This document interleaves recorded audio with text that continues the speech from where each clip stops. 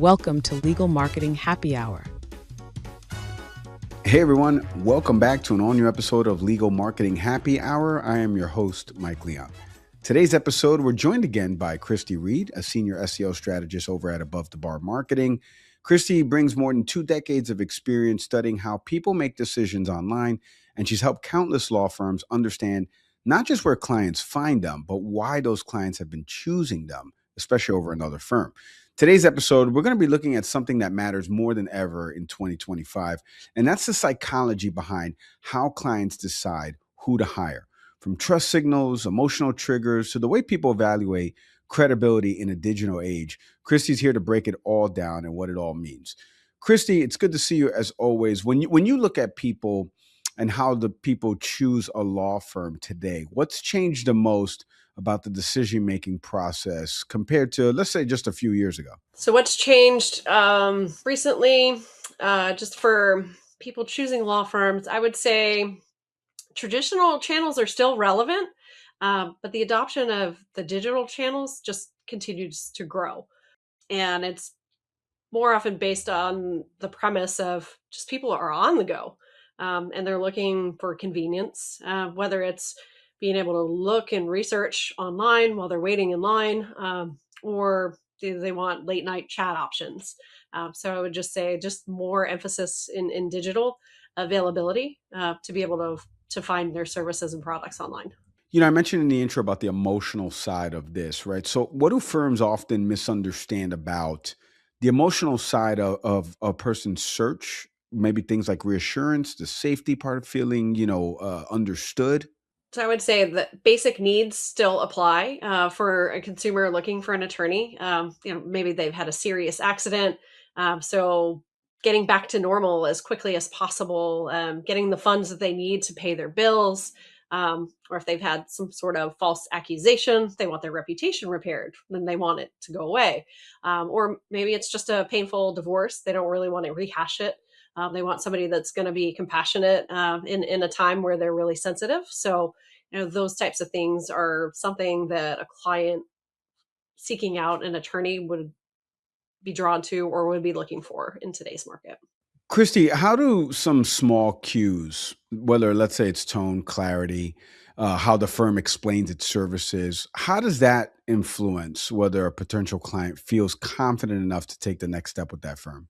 Yeah, so I would say, you're looking for friends and family as just kind of a first pass of, oh, who have you used? Do you know of anybody, so that I don't have to take the time to research?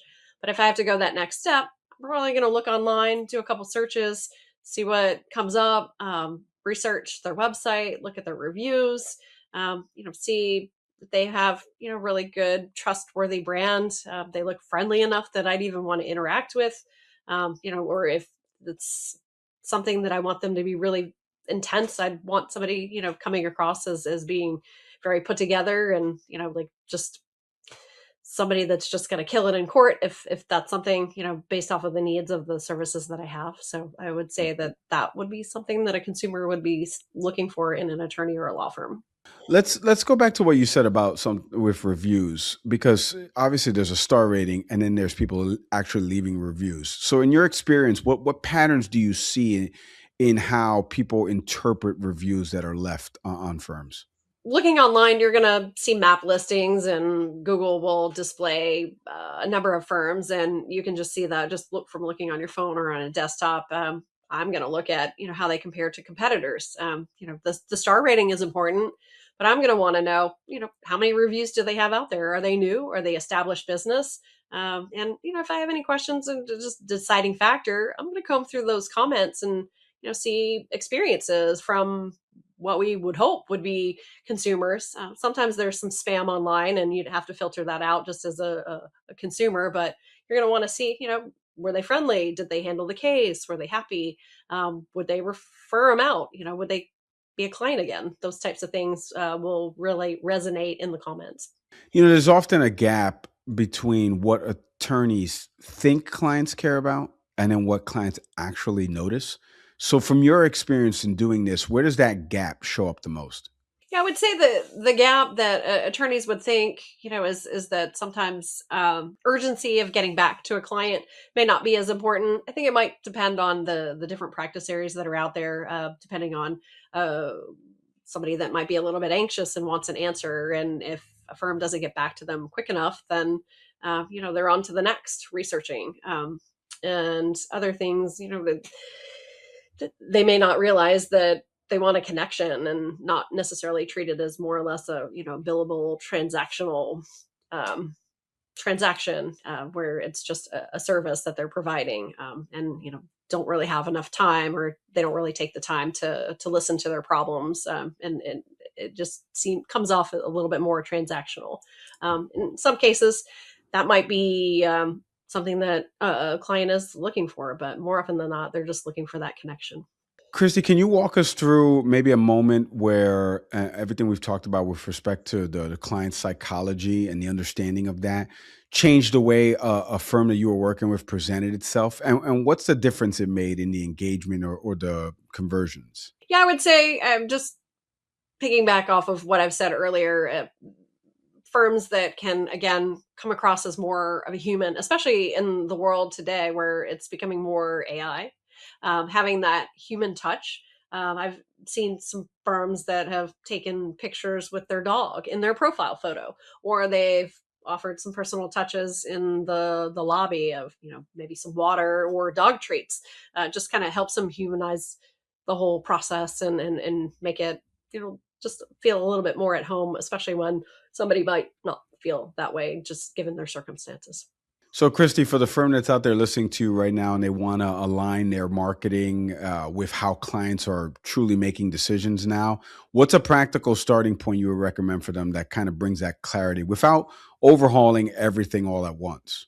Yeah, I would just say, just take a pulse, check, revisit the goals, review the lead quality, determine if there's any sort of disconnect. And there might be just small opportunities in there to make corrections. I mean, it could be as simple as revising some messaging on the website, removing content that refers to something that you don't want to practice anymore as an attorney or a law firm. And then sometimes it's not what the firm is doing, but it might be the market shifted, and little changes might need to be made to remain competitive. Yeah. Cristie, thank you for the time and insights on this topic. I truly appreciate it as always. All right, thanks, Mike. Appreciate it. And thank you to everyone out there for listening to this installment of Legal Marketing Happy Hour. If your firm needs help with marketing content, do me a favor right now. Visit abovethebarmarketing.com. Don't forget to like, subscribe, leave a review, and comment, or share the episode with someone who needs to hear it. I'm Mike Leon. See everybody next time. Thanks for watching. Be sure to hit that like and subscribe button and leave us a review in the comments.